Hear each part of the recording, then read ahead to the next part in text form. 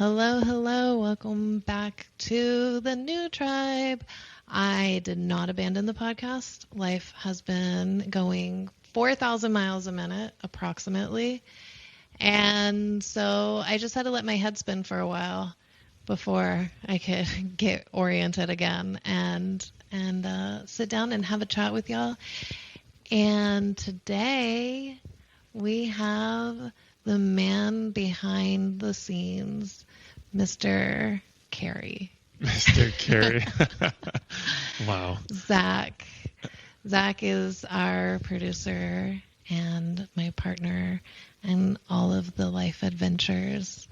And now in front of the camera, behind the mic. Welcome. Thanks for having me. It's pretty exciting. Don't mess up or you won't be invited back. I'll do my best. I promise. I always put in my best effort.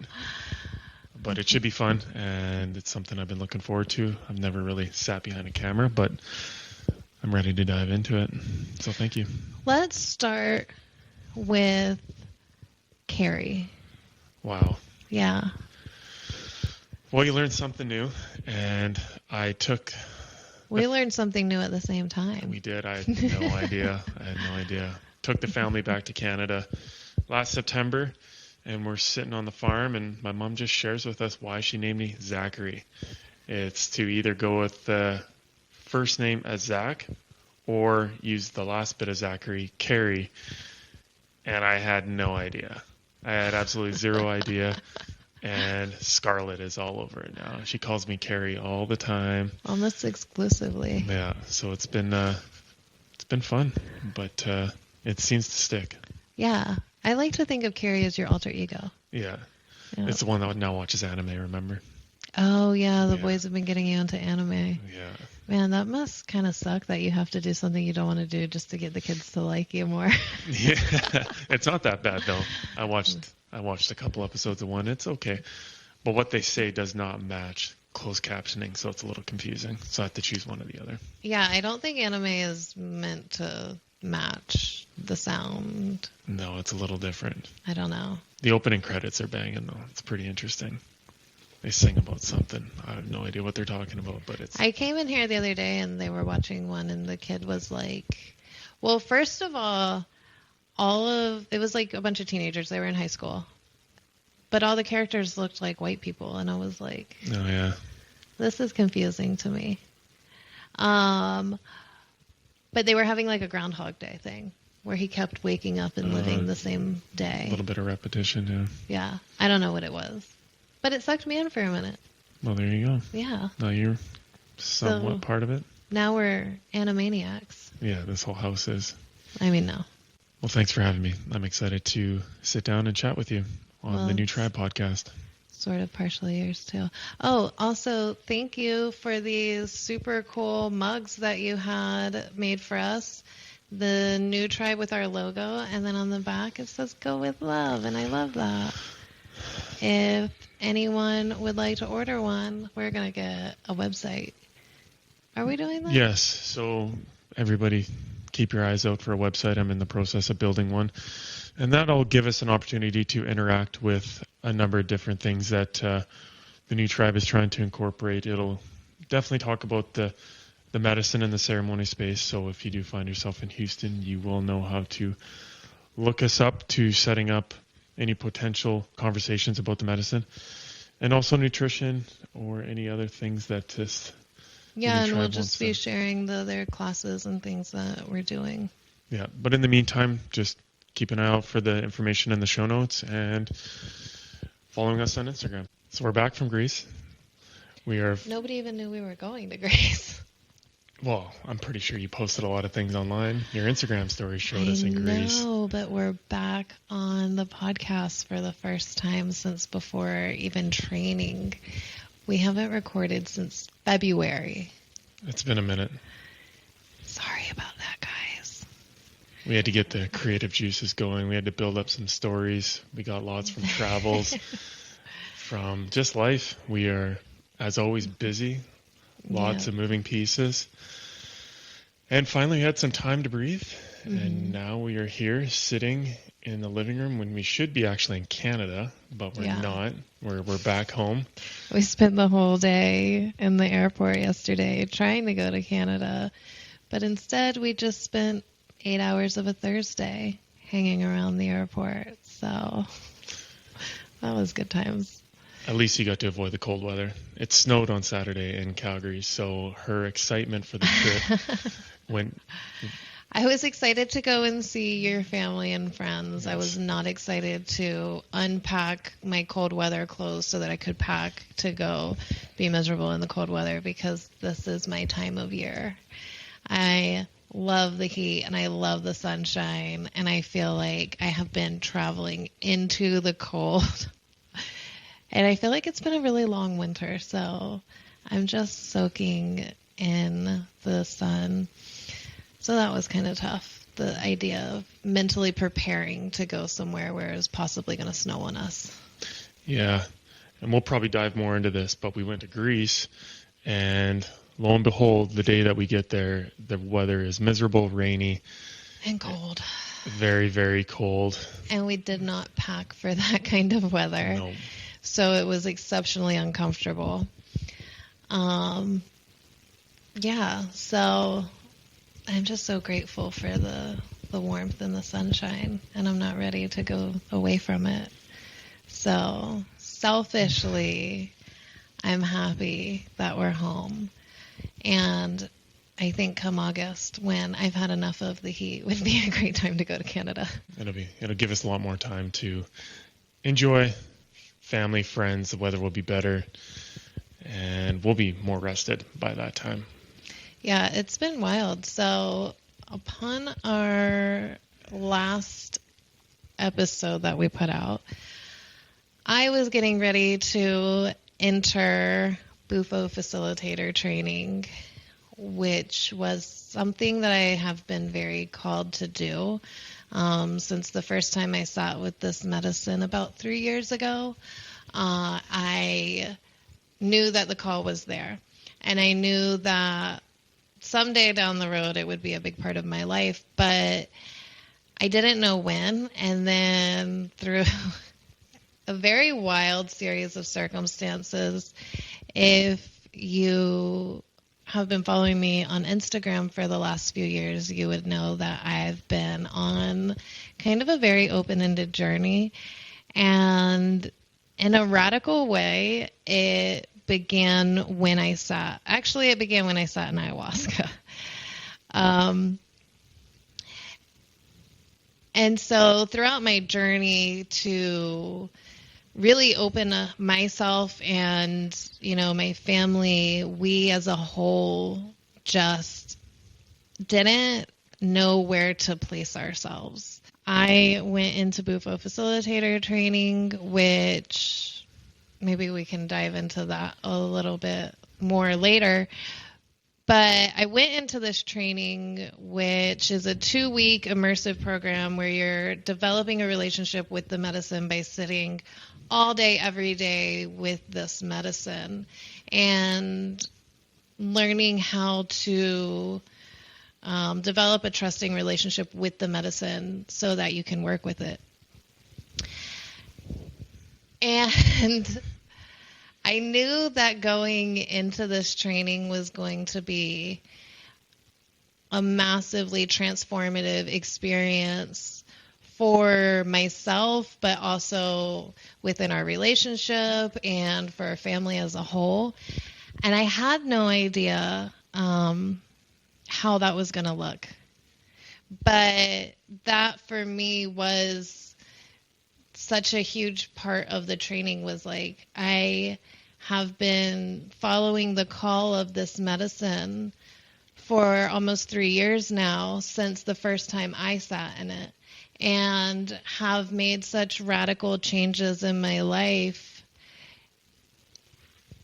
as an answer to this calling that I didn't fully understand, and I didn't know where it was taking me. And in a lot of ways, I still don't know.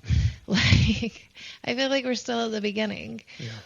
But that's also something I feel like I understand now through the work with this medicine is that we're literally always at the beginning. Yep. We always get to start right now.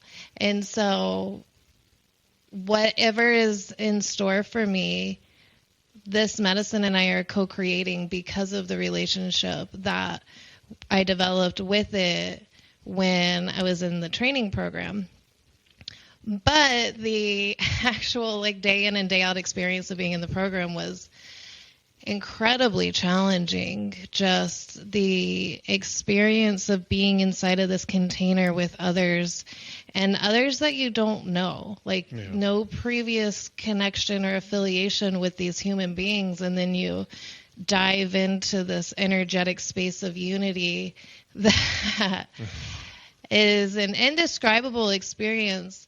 But in that space, I was able to, through my understanding of the way this medicine works, that everything is an experience being created for us, by us, Yep.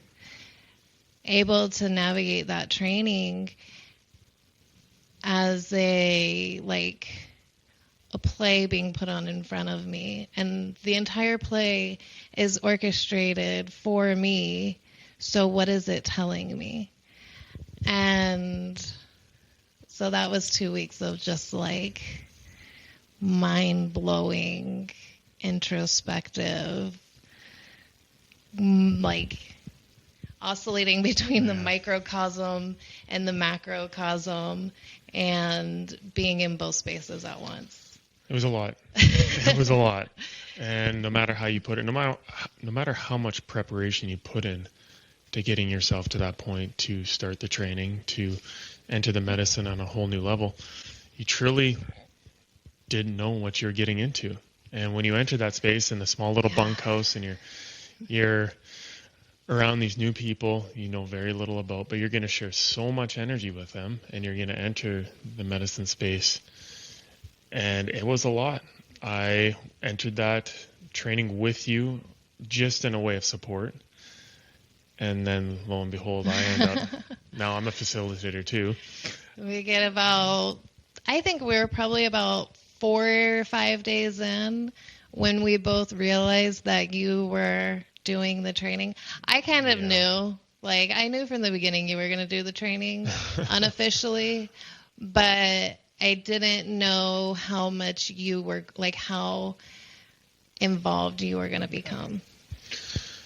Well, it felt weird not, the first couple of days I was a little bit distant from it. I was just kind of being there as a support, like I mentioned, but then I just fell into the medicine. The medicine called me. I started building a relationship with it. I started sitting in all the classes at night and just becoming part of that energetic space with everybody. I just felt like I belonged there, and I wanted to continue my journey with it. Yeah. And just learn as much as I can, because I love to learn.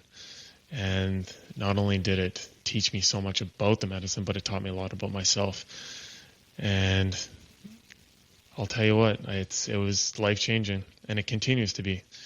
Like you say, you start from the beginning pretty much each time you enter the medicine. And I believe that every time that I do, sit with Bufo, something else just changes. Life recreates, begins, and you're on this new timeline, as we keep saying, seems to be occurring at this moment. So it's been wonderful. Yeah, I keep seeing on Instagram so many people are talking about like a shift in timeline changing and all of this, which it always happens around a major like planetary event. Yeah. I think there's some planets moving throughout the sky and changing positions, which from an astrological perspective it changes the influence of the energy that based like from that planet's position, right? Of course. So like the way the moon moves and goes through its cycle and moves the water with it. We have these experiences when the planetary bodies are moving, but it always aligns with people feeling something. And I've been like, I don't know a lot about astrology and all of that stuff. I have sort of like a a surface level interest. I mean, I'm very interested. I just don't have a lot of time for it. So, but as an experiment, I study enough to have like a basic understanding of what the present influences are supposed to be connected to. Of course. And then look at the way that the people around me and how I am experiencing our own realities all at the same time, you know. And it made me reflect on, I remember, like, all throughout life, I remember people saying, you know, there are just these times where it's like everybody's going through it. Have you ever had those times of life where it's like, man, everybody I know is going through it right now? Yeah, I felt it quite recently. I know there's a lot going on with our surroundings, with politics or whatever, oil. Well, it's all reflected in the world too, right? So like you get this strong influx of energy, and it's like we're all going to experience a spike of it. Well, and then the world stage is going to reflect a reason to. Well, first we got a lot of energy in this house with the kiddos and ourselves, and we can definitely recognize it when all five of us or a couple are just going through something. Mm-hmm. And then I've definitely been feeling it down at the office. Mm-hmm. The energy within the office has not been the easiest lately. I think the ups and downs in oil and supply chain and such have just been consistently up and down. So I'm feeling the energy shift weekly, it seems. I feel like when I get into the office, I can tell that things are just going to be off for the whole week. But then the next week, things might just be, the usual. But I've definitely, since she came into my life, I can tell you I pay more attention to energy, and especially with this medicine, I pay extra attention to energy because I want to surround myself with the best energetic, beings.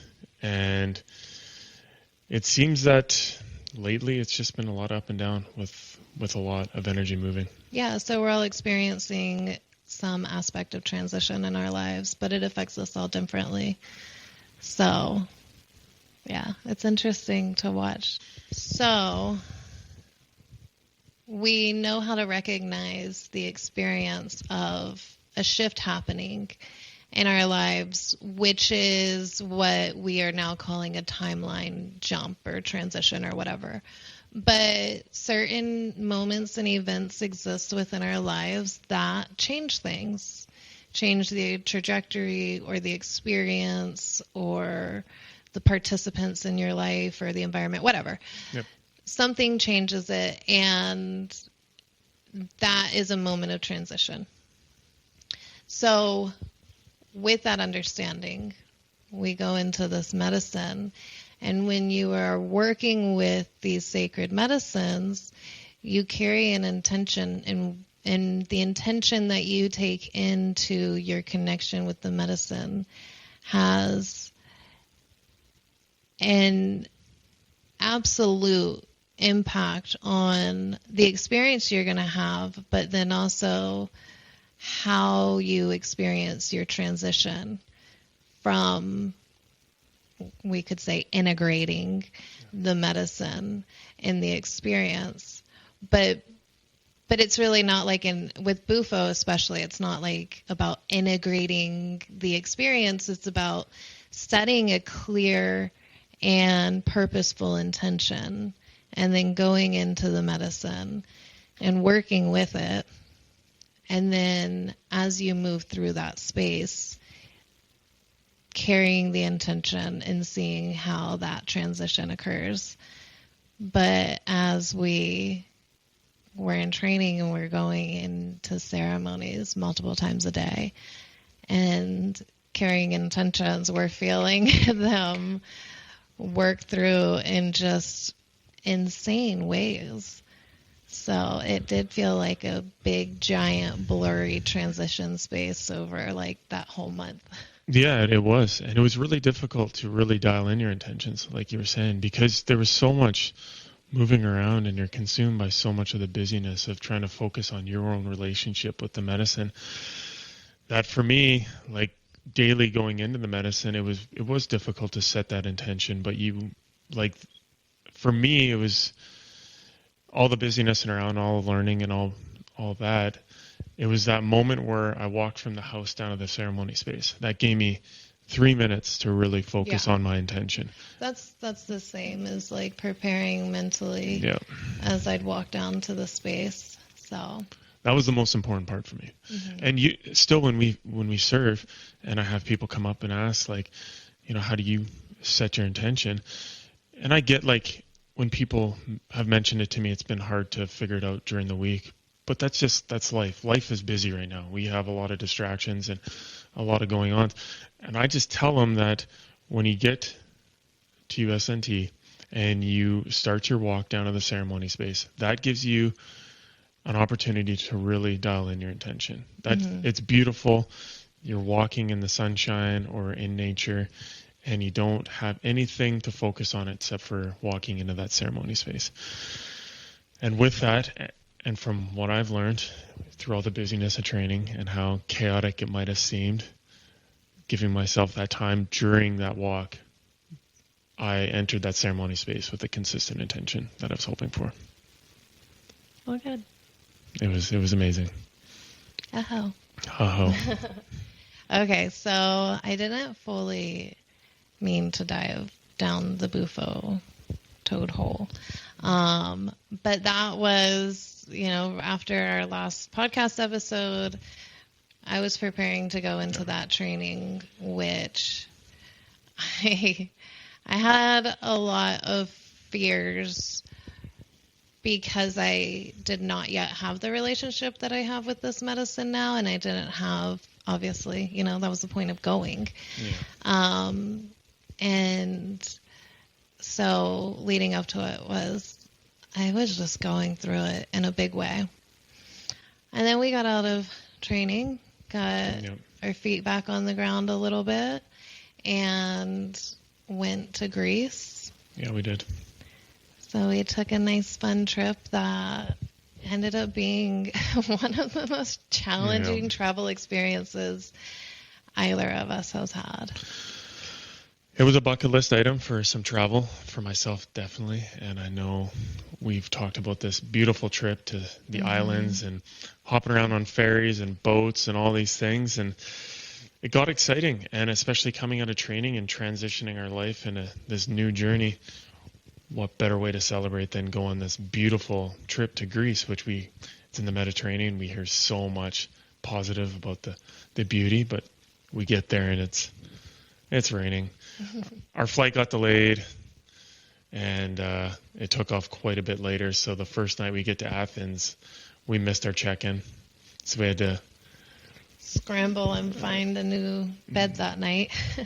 But at the end of it all, like, we had a beautiful, beautiful trip. And we experienced something that proved to be, challenging, but we made the most of it.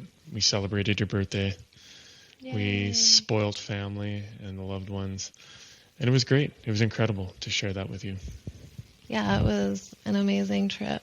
And then we came home and you started to share with me how it was, even though it was very challenging, it was a good experience for you to work through some things from your own past of having challenging travels with a partner. Yes.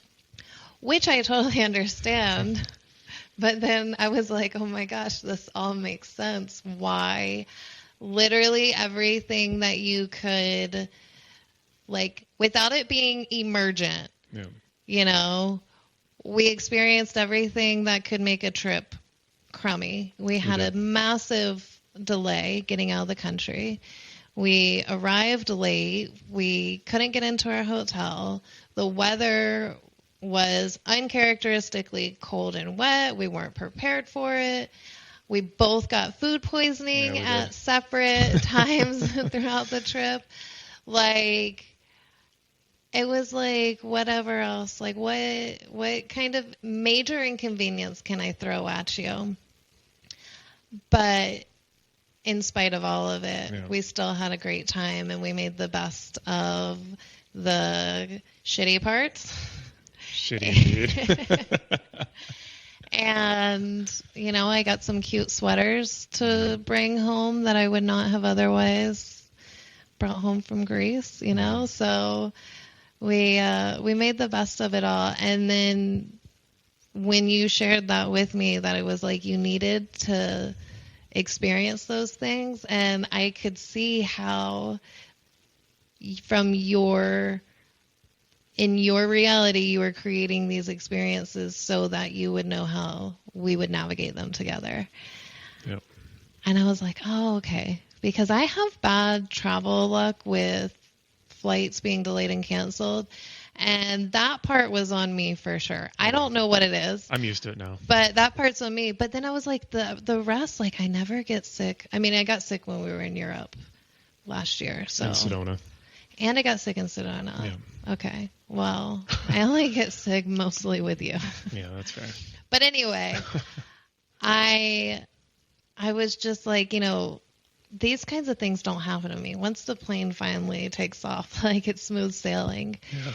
And so it was really cool through, our ability to be open with one another of how we're navigating our relationship as we're getting into it more and more, and the things that we have experienced in the past and that they have, like just being able to share an awareness that our past has an influence and that we're actively working through those things. Yeah, deep down inside, you still carry things moving forward in life. And you start to address those things when they come up. It's easy to sit back and think that, I've moved on from such challenging times in my life, but you never truly know it until you are confronted with it. Mm-hmm. And during this trip, we were confronted with a lot of challenges, and we worked through them as best as we could. We listened to each other, and we gave each other the opportunity to still do what they needed to do, which was best for them. When you weren't feeling well, you still allowed me to, do what I needed to do to enjoy the trip. Yeah. And that's a big thing. In my past, I wouldn't get to do that. So seeing you, still be open to me, as much as I didn't always want to leave because I was, concerned, and I seen what you're going through. No, I had food poisoning. Yeah. You can go. But, we're in Naxos, and you were taking up some bed space, and I just still got to go do what I needed to do for myself, to see the island, to enjoy some meals. And we worked through it as best as we can. And it was a way for us, it was a way for me to see how our dynamic works so well. We listen, we're compassionate, we're understanding, and our teamwork is, flawless, always. Yeah. So go us. Hopefully you don't need to experience any more of that in the future. If we do, we gotta figure out what is my deal with the flight delays and cancellations. Yeah, once we get out of the airport, after we figure that out, then we know that you can't eat seafood on trips too. Seafood is a no-no. Yeah, I should know better, honestly. Well, what would you think? No. In Greece, yeah, that's true. In Greece, you should definitely be able to eat seafood. It was the mussels in Sedona that was a not very wise decision. Yeah. But the restaurant we ate at for your birthday, and you would think that some smoked salmon and some sea bass would be safe, but Yeah, but someone actually pointed out to me that salmon's not really local to Greece. Oh yeah. And I was like, oh, that's a good point. Yeah. That's probably what did me in. Yeah, that would make sense. I gotcha. Okay, so then we came home from Greece and we remodeled a bathroom, and then we've been just balancing this medicine space, which has taken up quite a bit of time. We're in ceremony every weekend, and then sometimes hosting private ceremonies throughout the week, and sitting in medicine with people. So life's changed. Life's definitely changed. I went from being focused on watching sports on the weekend to now sitting in ceremony, and that's the exciting and beautiful part of my weekends now. Is each Saturday morning we get to enjoy the medicine space, and then we'll had the few privates as well. We sat in peyote. Not only did we renovate a bathroom one week, but we also sat in peyote that same week with a house full of people. So we keep things entertaining here, always. There's always something on the go. And I've been thinking, my poor little podcast. I've been neglecting it. Yeah. So, and as much fun as it can be to sit and talk about our own lives and all of that, well, it's not really the point of our time here. Nope. Something that I was noticing within myself throughout these last few days of this transition, you know, whatever's happening in the cosmos or reality or life or just whatever right now, I think we're in one of those moments where everybody's just kind of going through something. And it's probably more internal than external, right? Like maybe not everyone is getting a flat tire right now, but I think everyone is turning over a new leaf in some capacity, you know.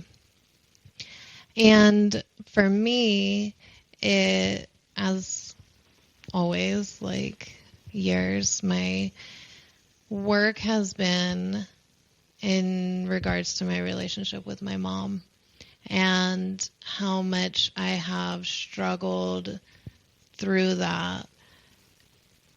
Oh, and we went to Tennessee. I forgot about that. Right after Greece.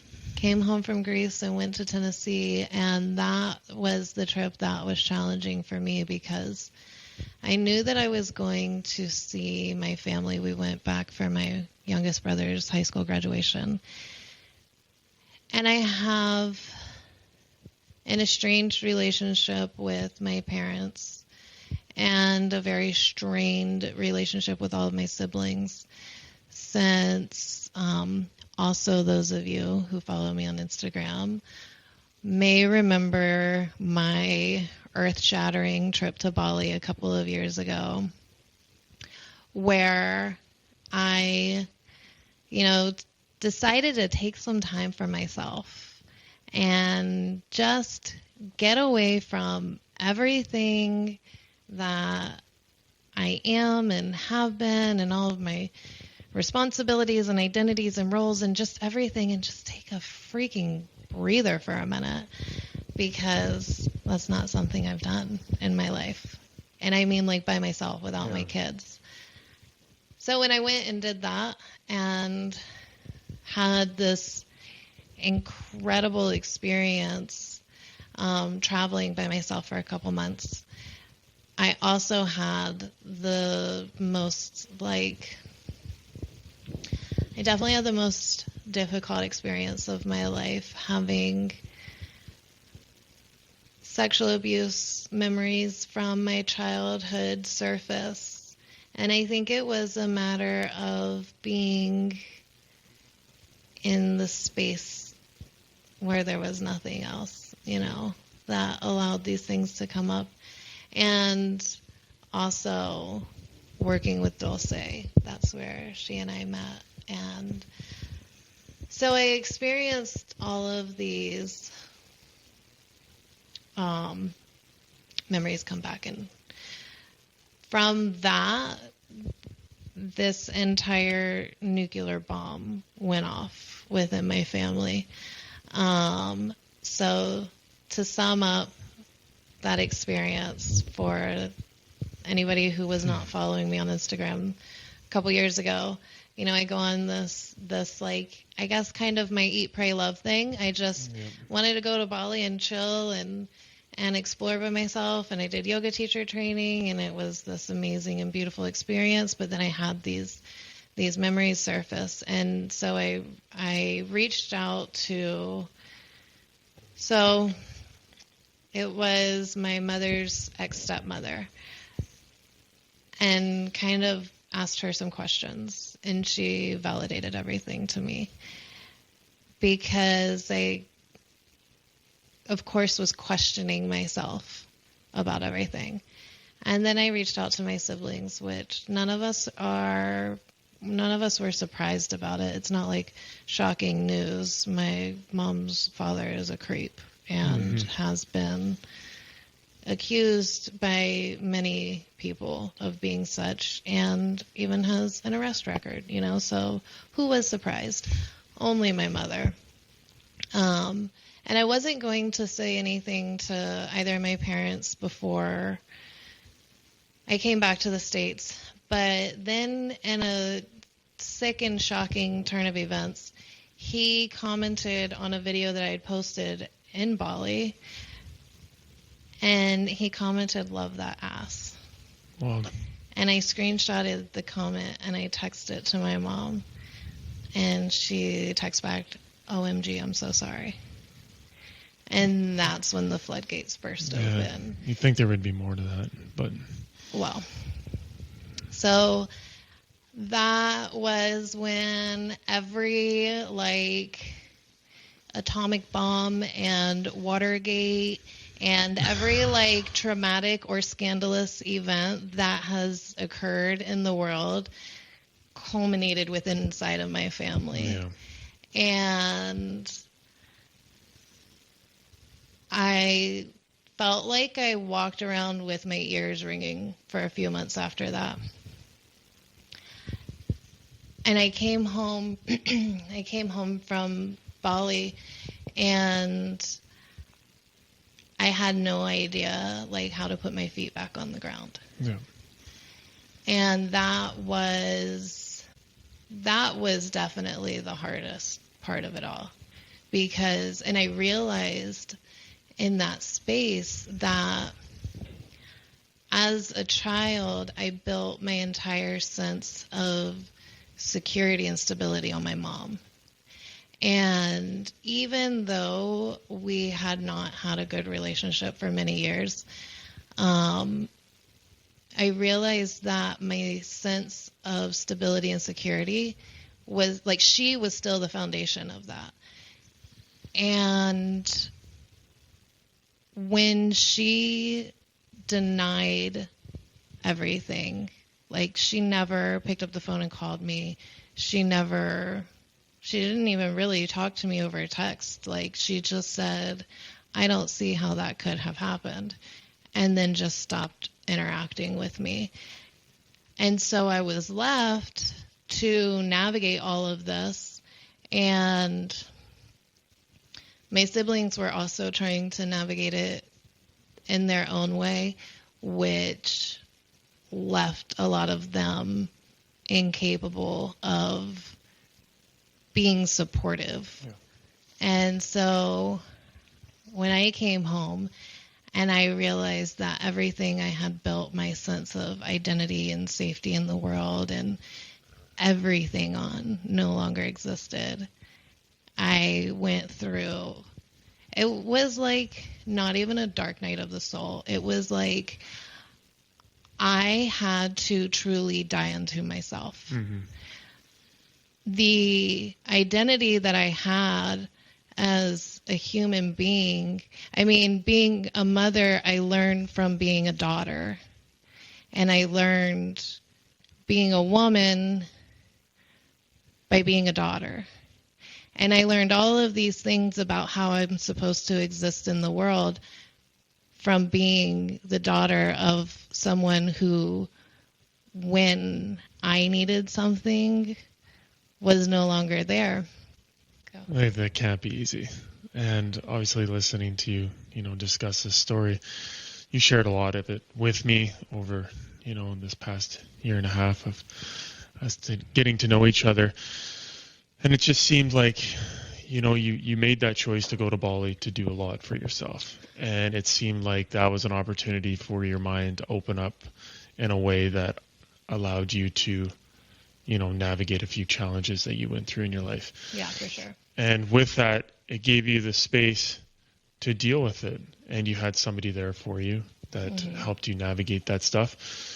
And it was just a way to, kick all this off and try to figure out the life moving forward with your family. Yeah. And it's, this trip to Tennessee was probably the first time y'all have been together in such a very long time.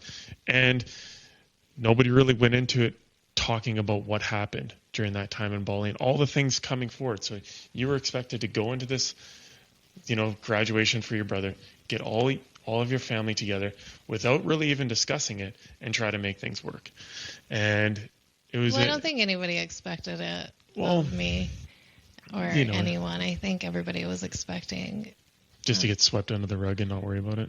Yeah, it was going to be an emotional shit show. Yeah. But I didn't mean to go on one of my Megan rambles, but I did anyway, so whatever. But yeah, so going to Tennessee, about right at 2 years after that experience, and the dust had all settled, nothing changed. There was never a conversation. There was never any interaction. Everybody just moved on with their own lives. Yep. And I spent the last 2 years moving on and rebuilding my life. And that's where, I've been through a lot of healing. I've had a lot of the dark night of the soul thing. I've had a lot of peeling back the layers. And all of that was before this even came up. And coming back to Tennessee, the version of myself that I was prior to the experiences in Bali would have been extremely, I would have amped myself up, to be prepared to defend myself. Yep. And so I would have walked in there on the defense anyway.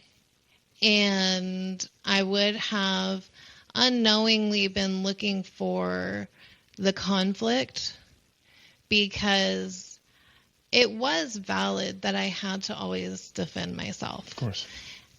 But I didn't realize all of that. And so the version of me who went on the other side of this experience and who had rebuilt herself without that same foundation of security, my family of origin evaporated. Yeah. And so coming back to them, I was able to bring a very different perspective. And with my siblings, we'll navigate it. That's always, of course. And everybody will just take their own time, and it'll be life, Yeah. However we choose to navigate it, we'll look back and be like, well, that's how life went. That's absolutely, But with my parents, and maybe, I don't know, maybe this isn't the right way to see it, but it's the way that I choose to see it, is as the parent, you are always primarily responsible for the relationship with your child. Yeah. As a parent, the quality of my relationship with my child is my responsibility first. Okay. That is not to say that, your child cannot create conflict that you are incapable of resolving, which then damages the relationship. But if the parent is not making the effort first, always initiating where any type of resolution or healing needs to be done, that's my job as a parent. Of course. Right? And so I understand that both of my parents are deeply unhealed people, and that the expectations can really only be so much. But in this circumstance where you have to have your head buried a mile under the sand to be able to deny it, I'm not going to be the one to do the parent's job here anymore. No, you shouldn't be at all. And so you're a parent, and you have your own responsibility with your children to be that role.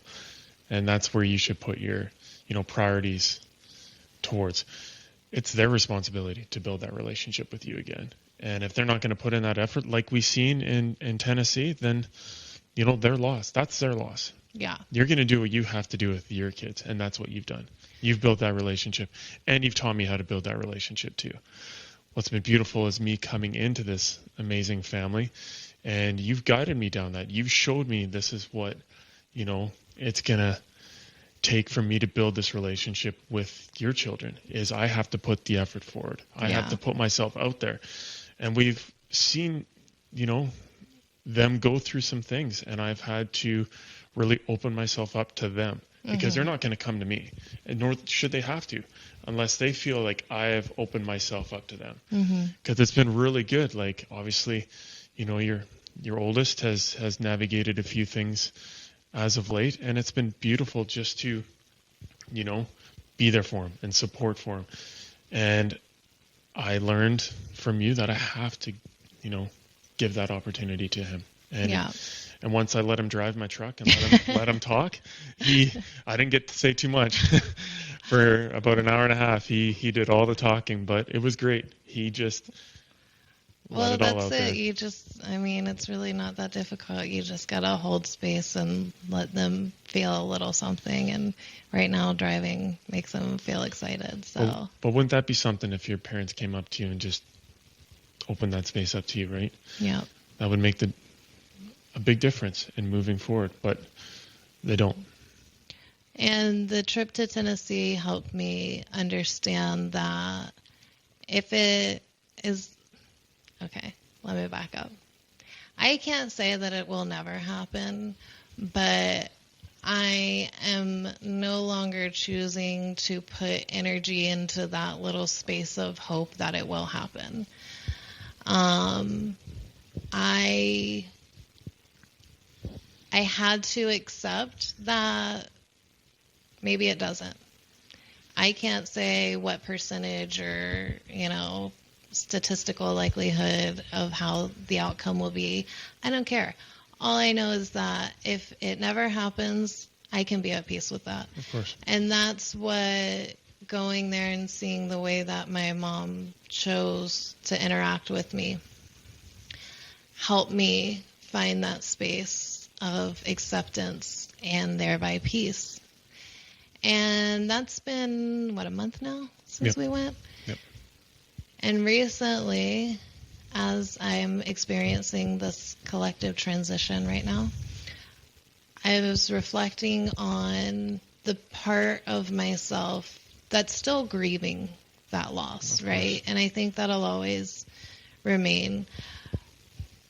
But for me, growing up, I was so blessed to have a lot of grandparents when I was born. My mom's line, my great-great-grandmother didn't pass until I was in high school.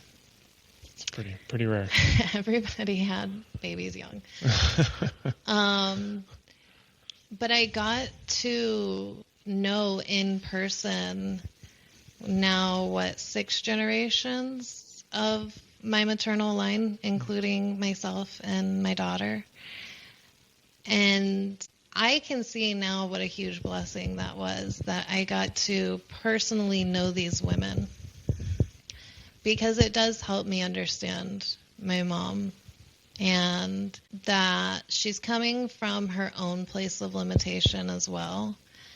And do I believe that she's well into the phase of her life where she is accountable for her own presence and the way she chooses to show up? Yes, of course. And so I accept that.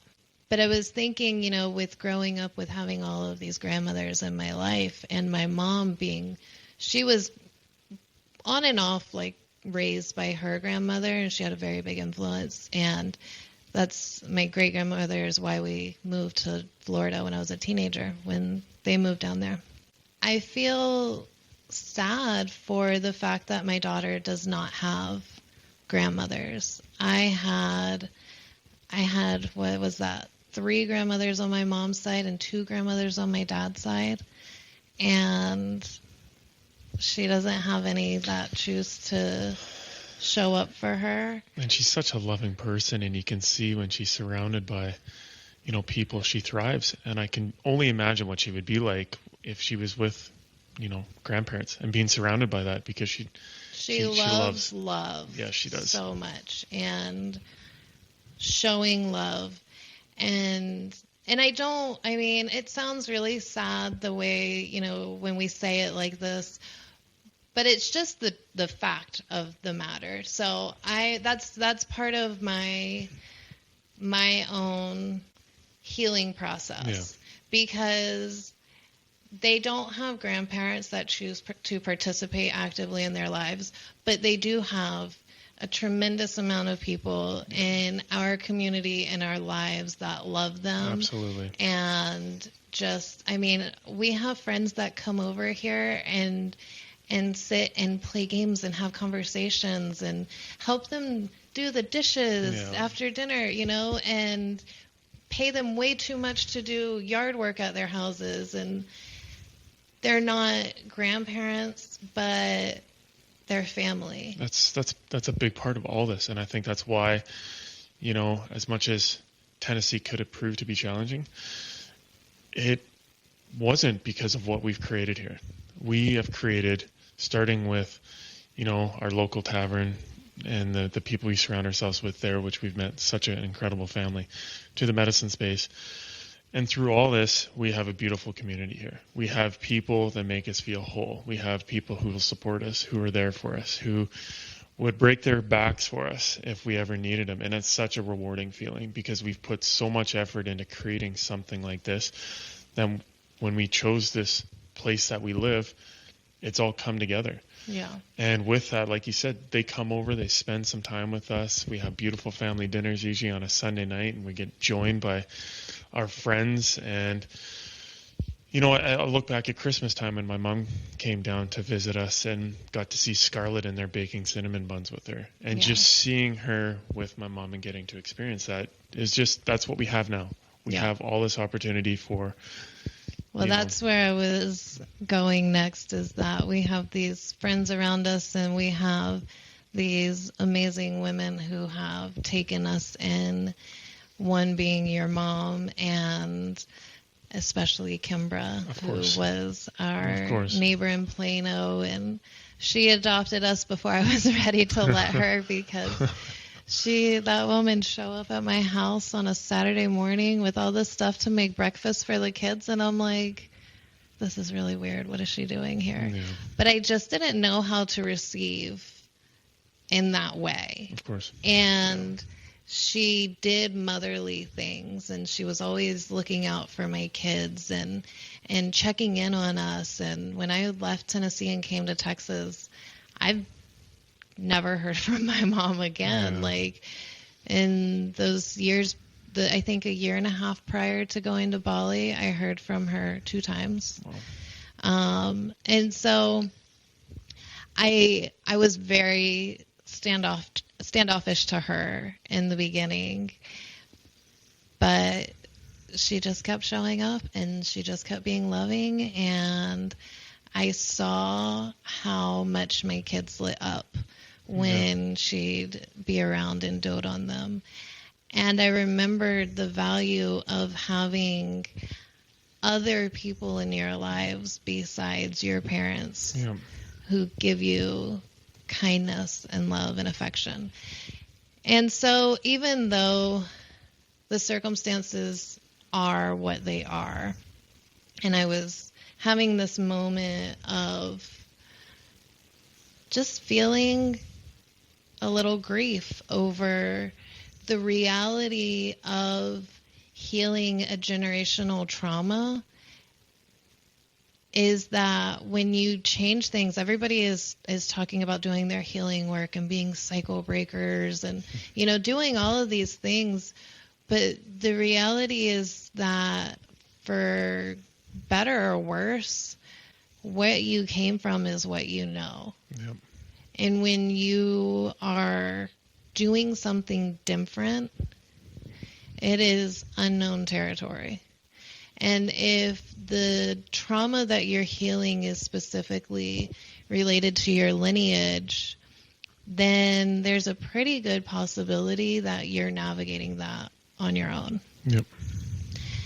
And that, even as someone who has a tremendous amount of support. And because I have been very intentional with the connections I have in my life and, how I make decisions and all of that, we have found ourselves in this space with our people. And so in spite of having that, I'm still a human. Of course. And I'm still experiencing the same grief.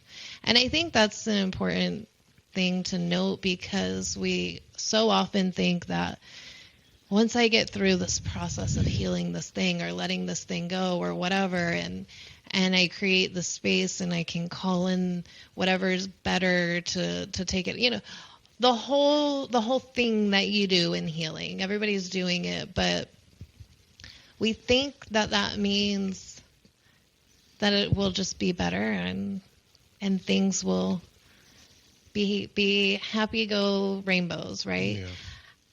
And there's a lot more happy go rainbows, but you're still a human carrying this experience.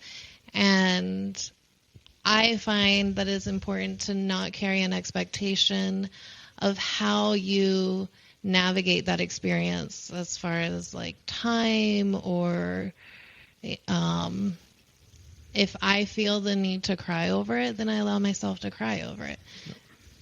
How long will that last? Who knows? Maybe forever, because I'm still a human. Absolutely. And as I go through these experiences, and I experience more with my children as they're changing, and I'm reflecting on how different the generational experience is now, primarily in really good ways. Yep. But of course there's the loss of that connection. But I think that really is such a core aspect of why the new tribe, because there are so many of us who are navigating these experiences. While I was in Tennessee, I was able to have lunch with one of my girlfriends who was sharing with me the experience that they've been having with their parents, she and her husband. And a lot of our generation is going through some upheaval with their lineage, their families, their parents and grandparents. And so I know that I'm not alone in it, and it's not unique. But it is really, really hard to know where you go next. Yeah, I think with our lineage and the parents and the grandparents before us, we're learning that their expectations are a lot different. And you mentioned it just a little bit ago, just people who are going through this healing and navigating, things moving forward in life. One thing we have to respect is, as much as we put the work in, we have to understand that it's not always just going to be rainbows, and we're not going to be completely done. As much as you feel like you can put a lot of work in and you feel like you got through it, you got through the storm or the mud, or however you want to clarify it, you have to respect the fact that you're still going to have to work through things. And that's what you've, had to work through with going to Tennessee. And you'll continue to work through that. This is part of our lives. This is part of our lineage. And, we're fortunate enough to surround ourselves with some great people, as we mentioned before, but we still have work to put in. We still have to allow our minds to surrender to the fact that we have been put through a lot in our lives. Yeah. We have. And when things pop up, they may be uncomfortable, but that's okay. We have put in the work, and it's putting ourselves in a situation where we can deal with things better. And ultimately, it's up to us to deal with things the way we feel are appropriate for ourselves. And that's what comes with, taking the time to heal.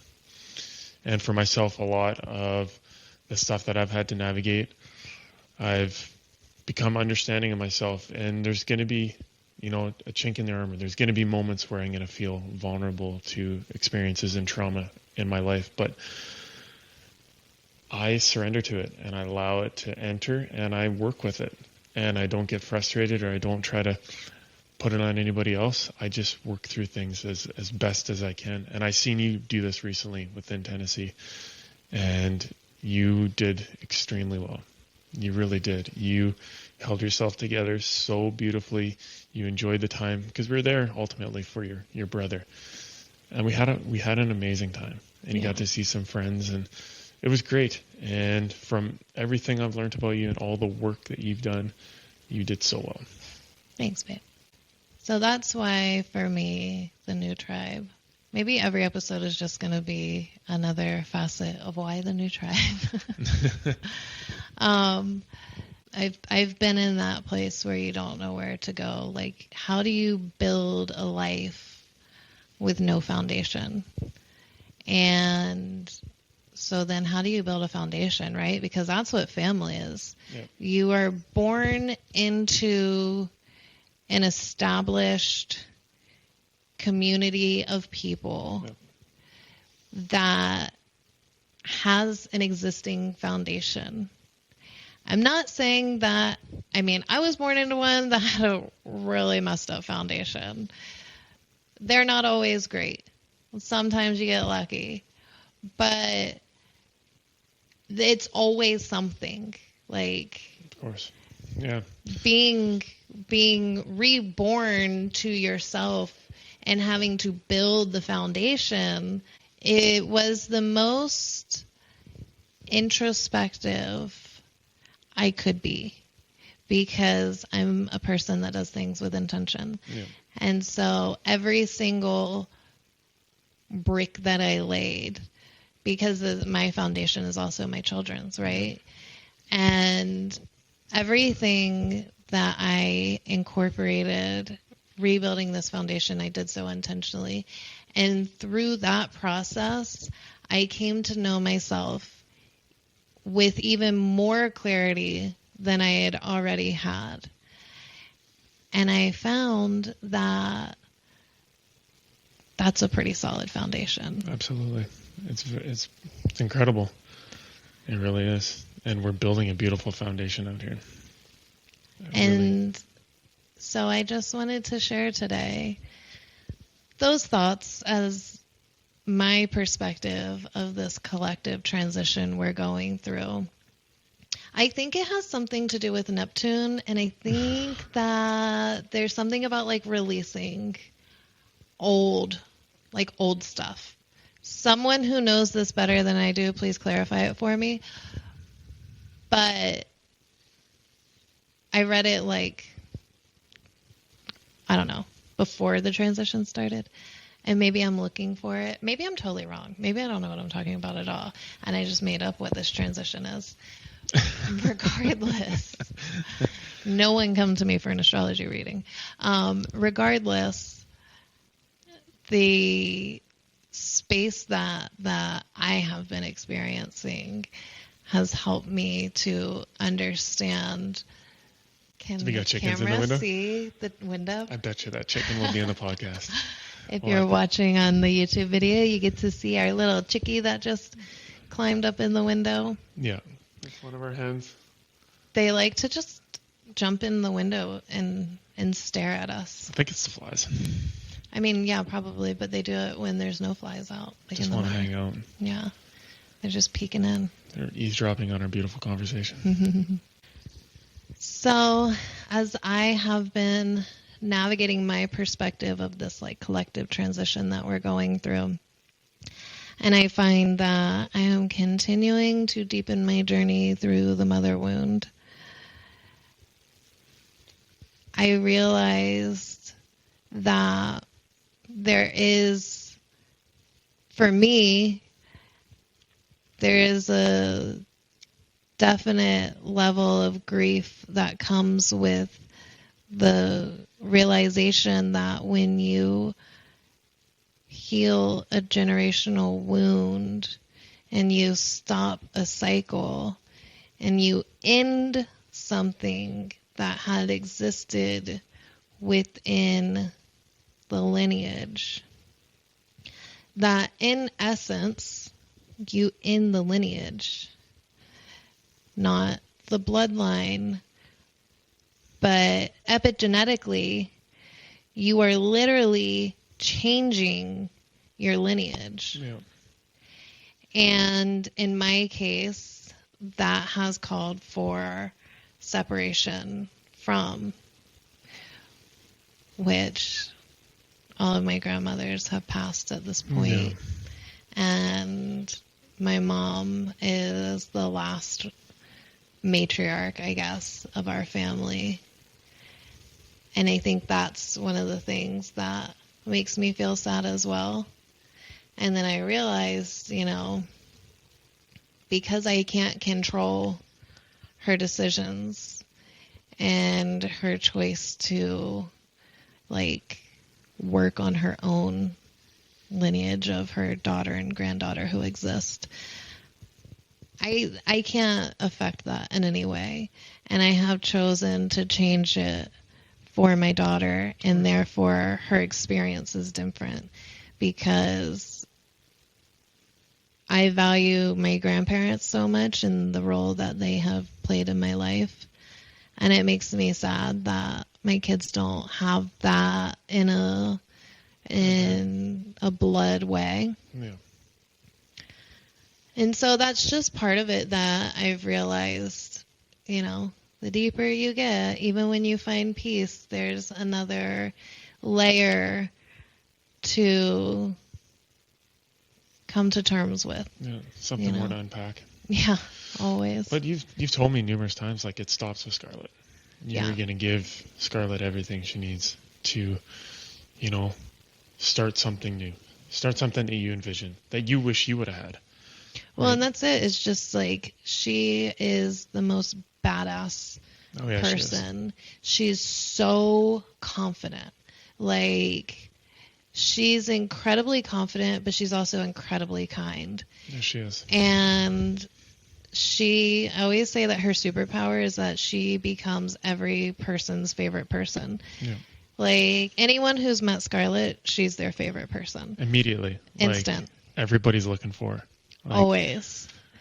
She can sell a muffin for $2 a dang muffin. I'm like, girl, you better capitalize on this right now.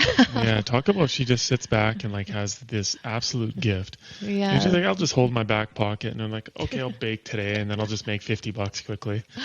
Yeah. It's quite something. She she's got me wrapped around her finger now.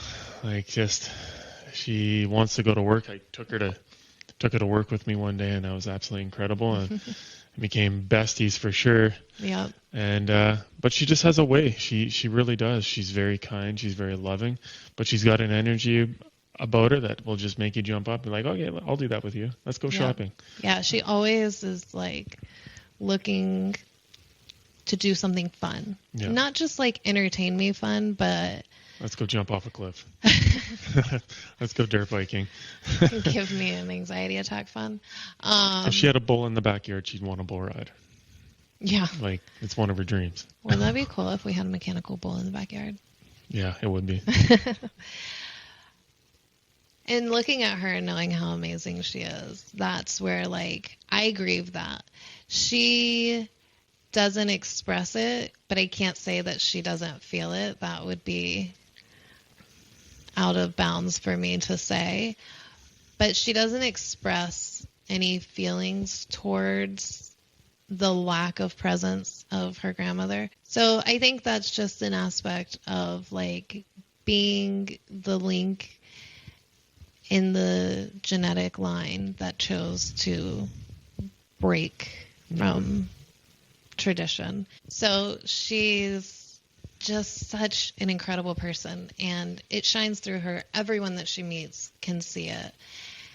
And that's part of where I grieve the fact that I just can't believe that her grandmother doesn't know her. Yeah. But I think that's where those of us who choose to be the cycle breakers, I absorb that. Mm-hmm. She, to my understanding, to my knowledge, she's never indicated it yet. She may someday, but she's never indicated any particular grief over the lack of presence of her grandmother. And my hope is that she won't feel that, because I'm ending that cycle of a toxic dynamic between mother and daughter, or even grandmother and granddaughter, and so on. One of the things that I've always tried to make a point with her since she was born is to always tell her how good she is. Tell her how kind and brave and strong. And I used to just recite it with her every day, just throughout the day, and build her, because my experience was very different from that. And I could never imagine looking at her and telling her she's less than what she believes that she is in that moment. And so I always chose to tell her that she's even more than what she believes. Well, it's showing for her age and where she's at, her confidence, like you said, and her power, and her like, she gets it. Your kids are so smart, and she is exceptionally smart at her age. She is. So everything that you've just mentioned that you used to share with her, it shows. For her being 11 years old, she's beyond her age. She really is. And she shows it. Like, she's so confident. Yeah, she is. She believes in herself. She brought all of that with her. Yeah. I was just intentional not to take it away from her. Yeah. That was my goal. And, of course, I have not done it perfectly. She and I have locked horns. Absolutely. A lot. I mean, we both have incredibly strong wills. So. Yeah, absolutely. But never in an unloving way. Like, I've always tried, even when I have to, like, really go toe-to-toe with my kids to remind them of our dynamic, I always try to make sure it's done in a loving way, even if I have to get very firm. Yeah.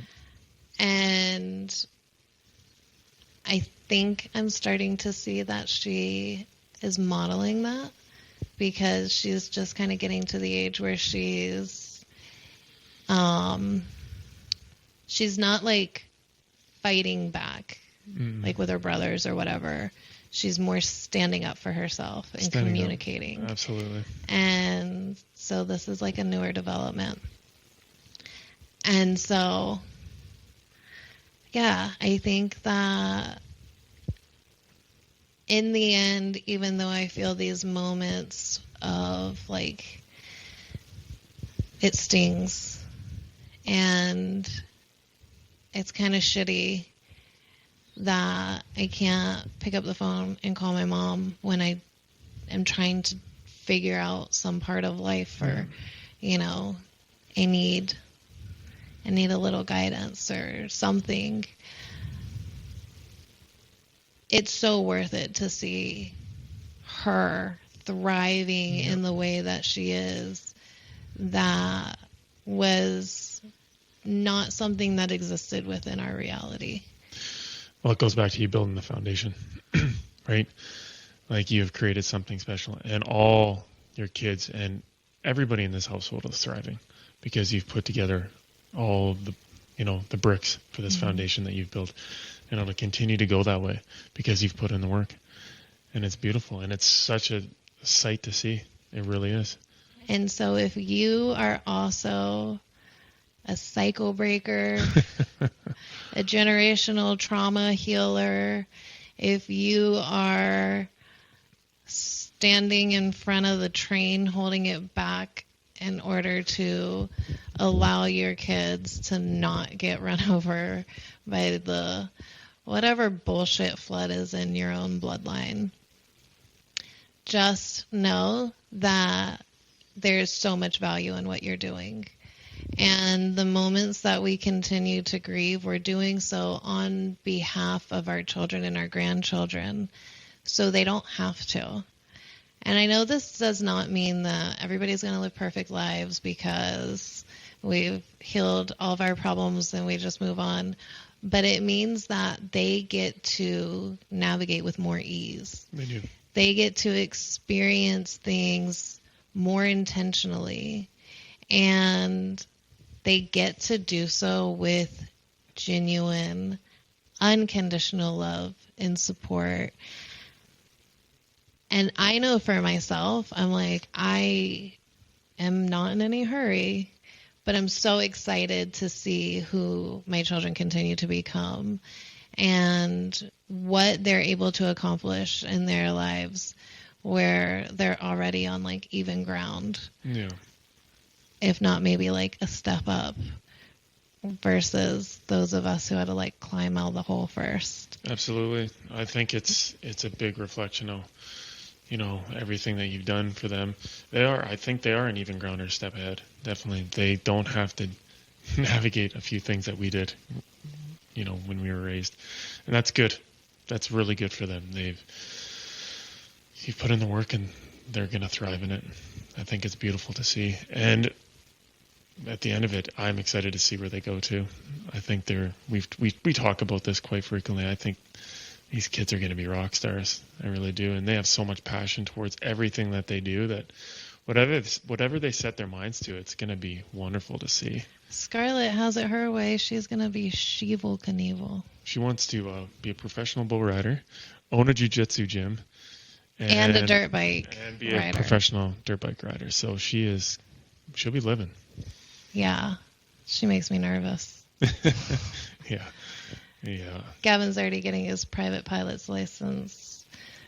Yeah, I thought that was a really good idea until I realized that I've got to not only figure out how to get comfortable with him driving, I also now have to get comfortable with him flying because he'll be flying solo before the year's over, I'm sure. So you have to navigate that at the exact same time. Yeah. That's a lot of work. I love the way that I just do these things. I encouraged him to get the pilot's license. Yeah, Dang it. I gotcha. That was his birthday gift, was to get him up in a plane. So it's exciting times. You got to go up with a ride with him, and you're practicing emergency landings. So you went got thrust straight into that. Yeah, that was scary.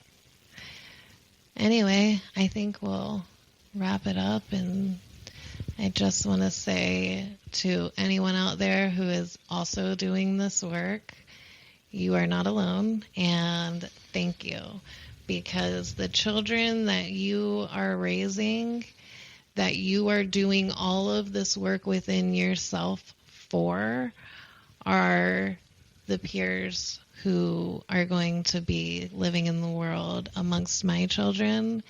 And so from one parent to another, thank you for doing this hard work for our children and our future, because this is why we're all doing this. We're all called to some version of healing something that came before us. And for those of us who are doing it for our kids, thank you. You have anything else to add, babe? I couldn't agree more. I think all the work we put into our family dynamic and the time with our kids are extremely important. But also it's the big part of this too is building community. We see this over and over again. It's a recurring theme. Like the blue zones is community, such an important part of life. And I can't say enough to how it feels to be part of something beautiful here with the space we've created through the medicine space and our neighbors and all our friends where we live. Building this community has felt so rewarding, and I wish that to everybody. I think everybody should experience a beautiful community. I really do. And get out there, meet some people, keep your family close, have some Sunday night dinners.